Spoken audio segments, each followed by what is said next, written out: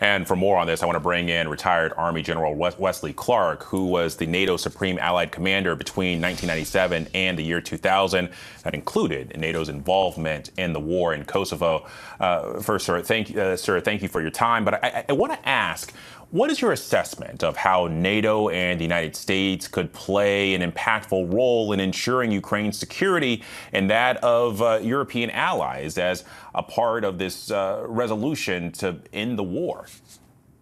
Well, of course, NATO and our allies and the United States have a very important role to play in providing security guarantees should there be a peace agreement. And you have to work these matters in detail. It's not a matter of sitting down at one council meeting, as was indicated earlier by your reporter. This is detailed stuff and a lot of complications.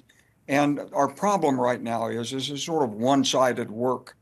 Russia, despite the meeting in Alaska, Russia is not agreeing to NATO presence, or NATO member presence in Ukraine, not agreeing to a ceasefire, not agreeing to meet with President Zelensky. So it's not clear really where we are. There were a lot of atmospherics. It felt pretty good until you saw President Trump's appearance at the press conference. All the awards, the nice luncheon, everything in Alaska disappeared. And we don't know everything that was said. It hasn't been made public, and that's fine. But it was pretty clear that Putin laid down the law, that whatever Steve Witkoff brought back from Moscow in his previous talk about Russian concessions wasn't accurate. As far as Putin's concerned, he's winning. He wants all of Ukraine. He wants to address the root causes. That's getting NATO out of Eastern Europe, taking control of the Baltics, and former members of the Warsaw Pact, putting them back under Russian control and reoccupying countries like Moldova and Georgia. So Putin has big ambitions. They haven't been checked in. And I think when you're looking at this right now, you have to give President Trump a lot of credit. He's bringing all of his experience in real estate and previous discussions with heads of state to bear. But this is a process that requires really tough pressure on Putin to convince him he cannot win in the way he's going. We haven't seen that pressure applied yet. Yeah, well, in general, you've said in previous interviews that it's not just the presence of NATO peacekeepers on the ground in Ukraine that's important. It's also where they're located. What do you mean by that?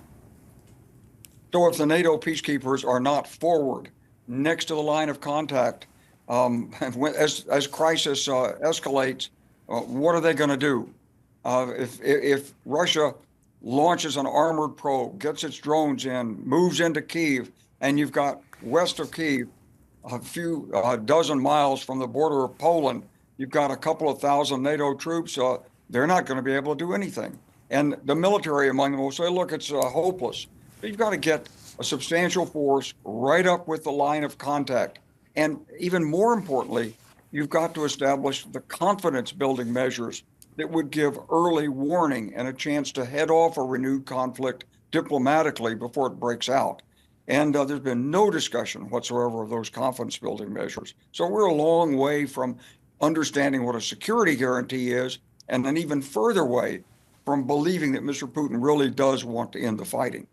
Yeah, well, in general, as we laid out, you oversaw NATO operations during the war in Kosovo. I'm curious, are there lessons you learned then that you think NATO leaders could benefit from today?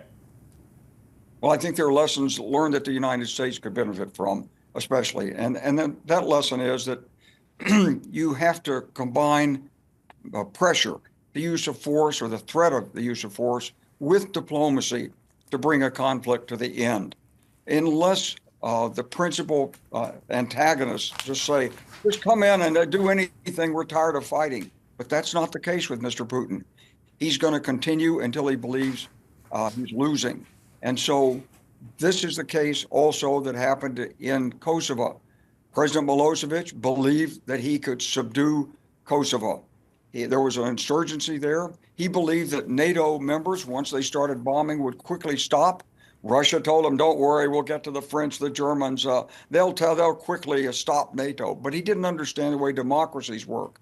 When democracies get engaged and the leadership gets engaged and puts its reputation on the line, we're going all the way. And Milosevic finally had to give up and pull out of Kosovo as a result of the 78-day campaign. We saved a couple of million Albanians from ethnic cleansing and worse in Kosovo by combining the use of force with diplomacy. Now, in this case, we're not recommending that the United States use force, but the United States should escalate sanctions, should turn the tap back on for a lot more military assistance to Ukraine, and should say very directly and indirectly to Mr. Putin, you're not going to win.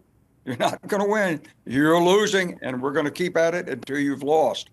That's what we did with Milosevic, and he eventually folded. Putin is a very rational man. He doesn't want to lose. He's not a lunatic. He just thinks he's winning, and he's going to keep grinding away until we convince him otherwise. General Wesley Clark, I appreciate you, sir. Thank you very much. Hope we can win this.